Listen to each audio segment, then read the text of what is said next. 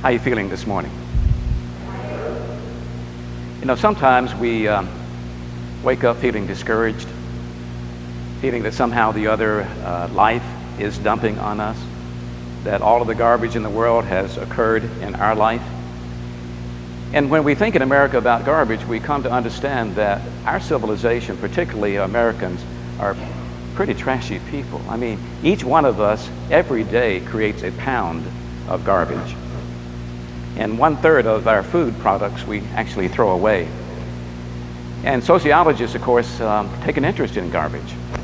They study old societies, and they can learn a lot by going through the rubble left over by earlier civilizations. Some men said that if you could go through anybody's garbage, you can find out a lot about their habits, you know, what they eat, what kind of things they buy, what their expenses, how much money they make. Just being able to rubble through your garbage and can be an important thing. The largest garbage dump is in New York City, outside of New York City. And if we were to take all of the garbage out of that dump and transfer it to the Panama Canal, it would literally fill up the Panama Canal. That's how much garbage that we produce in our lives every day. Sometimes in our personal life, we also produce garbage. You ever done that? Ever gotten yourself into a situation where you feel like you're down in the dump and just nothing is going right, and you need some hope because you're falling into despair, and you're falling in depression, and you're falling into a pattern of isolating yourself because you don't want to face the garbage that is there for you, whether it's at work, whether it's in a relationship, whether there's an addiction that you can't overcome.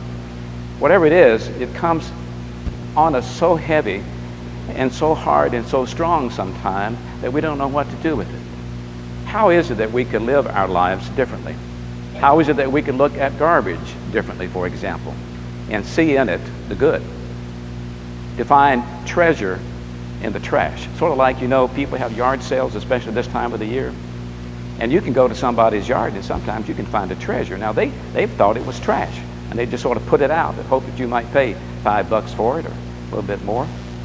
How do we make that switch to find good in the garbage, the treasure in the trash, and the purpose in the pain, and some hope in the garbage heap that we're feeling in our lives? Well, I think that we do what Jesus did, because, you know, his life was full of garbage too. We do understand that he wasn't always well received. We do remember that those whom he thought were his friends deserted him at his time of need. One even sold him, so to speak, for a few coins. Others denied him. Wasn't a wonderful life all the way through his life either. If we look at what he said in Matthew's 6th gospel, we get a clue as to how we can see the hard times in our life differently and begin to see it with hope. It says, the eye is the lamp of the body. So if your eye is sound, your whole body would be full of light. But if your eye is not sound, your whole body will be full of darkness. If then the light in you is darkness, how great is that darkness? Ever been there? And your mind goes to darkness. It goes to all of the things that aren't going right, and you begin to dwell there. You live in a land of darkness, and you see no good, and you see no light. What Jesus is suggesting to us, that we can switch that if we're willing to look at it differently, see it differently. That's a hard place to go sometimes when you're in it. When you're in the muck and the mire, how is it possible that we can have hope? How can we switch to seeing it differently, to seeing it from a divine perspective, from the divine Christ? Well, we do what Colossians says. Colossians says, and Charles Fillmore said this is the most significant, important passage in the whole Bible, is that Christ in you is your hope of glory. That's Colossians 1:24. Christ in you, your hope of glory. We're not talking about Jesus the man, but we're talking about the Christ consciousness that Jesus was able to manifest, being in us. And if we acquire that divine presence in us, we begin to see from that perspective. We see it on a higher plane. We see it on a farther distance plane. And therefore, we're able not to get so caught up in the everyday pieces of junk and garbage that come into our life. We don't necessarily judge it as being either good or bad. It just is. You've heard the story about the guy that lived out in China who had a neighbor that was a little bit nosy and very much involved in his life. And so he would often come over and visit him and tell him that life was either good or bad. So the farmer's horse ran away, got out of the pen and ran away. And the neighbor came over and he said, "I heard about your horse." He says, "That's really bad. I'm sorry about that." And the farmer just said, "Well, we'll see." And sure enough, about 3 or 4 days later, the horse comes back and brings back with her a beautiful stallion that was roaming wild, and he was able to tame it and use it in his farm. And his neighbor came and said, "You know, what a wonderful thing that has just happened. She's brought back this marvelous stallion for you. That is so good." And the farmer says, "We'll see." Well, the farmer's strapping young, strong boy got on the horse, the stallion, and tried to ride it and got thrown. And he hurt his back severely and was out of operation for a long time. And of course, the neighbor came over and said, "What? How bad?" And the farmer said, "We'll see." Well, at that time, the country went into war, so they needed to draft every able-bodied young man. And the draft people came by to the house and saw the young boy's injury and said, "We're not going to be able to take you into the draft." So, of course, the farmer neighbor came over and said to him, "How good?" And again, the farmer said, "We'll see." See, the divine in us begins to understand that life is a whole drama, and we can't really understand all the things that are going on in our lives right now. And we're often quick to judge it as being either bad or good. And when we make that judgment, we tend to dwell on the negative and on the bad, and we play around in the garbage. In fact, we sort of like we have a tape recorder or video machine in our mind, and we keep playing over and over again all of our sad tales of what life has done to us, what somebody else has done to us, the hand that we've been dealt. We need to be able to switch that. And we can switch that by going to the divine inside and see the good in the garbage. I told you the story before about this farmer who was standing out in his field, and he was next to a road, and travelers often went to the next town close to his property. And a guy walked down one day with his backpack, and he called the farmer over to the fence, and he says, "Tell me, sir, about the city that I'm walking into. What are the people like there?" The farmer says, "Well, what were the people like in the city that you just came from?" He said, "Oh, they're awful. They're not neighborly. They're not friendly. You know, I never did fit in there." He said, "That's probably what you're going to find in the town ahead."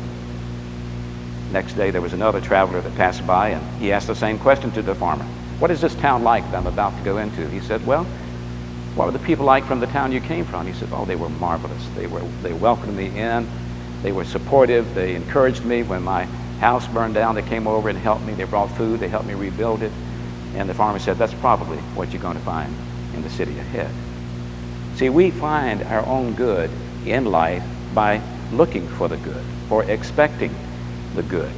Jesus saw a divine plan in all the misery things that he went through. He was able to see God's hand and God's plan. Now, maybe we don't always understand what the plan is. Maybe we want God to send us a fax so we can get the story. But we can begin to see our life and the bad things, so-called bad things that are happening, from a higher perspective if we're willing to see that God is in it. Of course, the miracles which we teach on Wednesday night, by the way, and please come at 7 o'clock, says that what we're to do is to see only good. To get to that place that we only see God present in everything. Another way the Course says it is to see only love. Only love. To be able to go to that place and that switch. Jesus was able to do that. I believe that we are able to do that also, to see the good in the garbage. He was also able to see the purpose in the pain. Often when we're in this garbage pit of life, we're going through a lot of suffering. If not physically, at least we're going through it emotionally. And it's very, very hard to deal with it. Just the frustration every day of dealing with the hurt that somebody has dealt us. Being fired from a job, being abandoned by a lover, being cheated on by a friend, whatever it might be. That hurts us so bad, and the pain is so deep that it is very, very difficult to see that there's any good in it. Ecclesiastes 3:1-8, of course, speaks that there is a time for everything in the earth. There's a time, there's a season for it. And in our lives, if we begin to see our life as a season, that different things are going to occur at different times, then we can more relax with it and understand that behind this pain, there is a purpose. Jesus suffered, especially in his last week, and he saw that there was a purpose to that pain. You've suffered. I've suffered. When I come to understand that my days in the wilderness in New Mexico, where I had to go for a period of time for my own healing, not physical but emotional, was that God's hand and God's purpose was in my going through whatever I went through. Now granted, it took me a long time to get there. Every night I cursed a particular person. My last words before I slept, I cursed that same person with my first breath the next day. Now what kind of life am I going to have if I end my day and start my day cursing life, cursing somebody else, feeling sorry for myself, blaming somebody else for where I was? And the revelation came to me that I have planted myself in this place. I have created the garbage in my life, and I cannot blame them at all. I cannot blame him. I cannot blame her. I can only take responsibility for myself. Part of my personal therapy was to walk in the desert. Being a southeastern person, I'm not used to the desert. To me, it looked very unattractive. The more I walked, the more I realized that the desert actually is very beautiful. It looked lifeless to me, and yet when you get into it, there's a multitude of life. Multitude of life, multitude of plants that make beautiful, wonderful blooms. And one day as I walked, tears flowed in my eyes as I said, dear God, if you can cause life to grow in this barren soil, surely you can create new life in me. And I began to see that there was a purpose for the pain that I was going through. And I know today that I would not be able to stand here and talk to you and share with you out of my experience if I had not gone through that. It wasn't fun. It was extremely difficult. But I know now that there was a purpose for it, and that I was able to overcome once I relaxed with where I was and see the purpose before I could move on to where I was going to go next. See the good in the garbage. See the purpose in the pain, and have hope. You know, in the dump heap of life, it is difficult to have hope because we're sort of weighted down and smothered by all the bad things that seem to be happening to us. But Hebrews 11 says faith is the assurance of things hoped for. It is the evidence of things unseen. We have to be able to have an understanding that yes, this is going on, but I know it's going to get better. I knew that my life was going to get better because I was pretty much at the bottom of everything. It could only go up, health-wise, wealth-wise, every-wise. Now sometimes it takes that for us, doesn't it? To be so far down that we're forced to look up because we're on our backs. Now I believe that we put ourselves there. I don't believe that God puts us there. But whatever gets us there is an opportunity for us to make a switch in our perception and to know and believe that my life is going to change. This condition is going to pass away. This is not going to be my experience for the rest of my life. Do you have that hope today? Do you have that understanding that if you're going through something difficult right now, that it will change? It will not remain the same. Because our hope, see, is not in the things of man. I had to learn that I was not my job. I had to learn that I was not my body. I had to learn that I was not my relationships. Once we get stripped of our title, our income, our health, our family, those whom we think we love and they love us, then we have an opportunity to trust only in God. For God is our source of good. God is our source of wealth. God is our source of health and well-being. God is that one that can lift us out of the miry pit of clay and set our feet on solid ground. That is our hope. That was Jesus' hope. That's why he was able to go through what he went through, because he knew that God had a plan. Let me read from you from Jeremiah 29:11. For I know the plan I have for you, says the Lord, plans for welfare and not for evil, to give you a future and a hope. Can we hear those words anew this morning and know that God is going to give us a new opportunity to live? Paul speaks about it in Romans 8 when he's listing all the difficulties that man could go through. But then he says, but nothing can separate us from the love of God. In spite of all of these things, we're going to overcome. We are going to be able to do it, especially if we can see it from the perspective that Jesus saw it, to move to that Christ consciousness and look for the good in life and focus our attention there rather on problems, to look for the purpose, to try to understand what is going on so that we can grow and learn and to find hope in the dump heaps of life. If we can see it from our heart in a different way, in our spiritual nature, in a divine nature, then we can make that switch to see it differently. That's what we need. It's just new vision, new sight. I love the story of blind Bartimaeus. It's a man who was born blind from birth, who heard that this healer was coming to his town. His name is Jesus. And he says, I understand that he's healed the blind. I would like to be healed. And so Bartimaeus, early in the morning, makes his way to the roadside. And he sits in a position that would assure that he was just going to be right there, that he could reach out and touch Jesus when he walked by into the city. But in a moment, there were one person, 2 people, 3 people, 5 people, 10 around him, and they began to crowd him and push him back. And before he knew it, he sensed that he was not at the front of the line. He was now at the back of the line. And then he hears a noise off in the distance, and a crowd is coming his way. He says, oh, he's coming. This great teacher, this rabbi who's able to heal people is coming my way.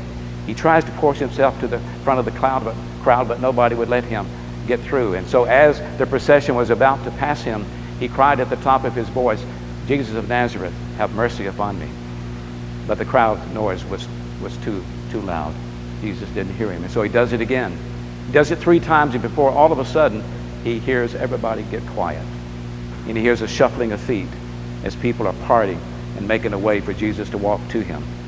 And Jesus comes in front of them, and of course, obviously, Jesus saw that he was blind.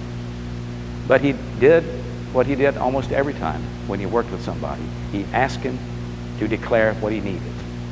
So he said to him, sir, what is it that I can do for you? And he said, Lord, that I might have my sight. And Jesus said, it's done. And it was done. This morning, would that be your request? If Jesus were to come and stand in front of you, and knowing that you would absolutely get, you absolutely are going to get whatever you ask for. And he says, what can I do for you? What would you say? What would you ask for? I invite you to close your eyes just for a moment and picture that scene of Jesus standing in front of you and calling you by name and saying, what is it that I can do for you?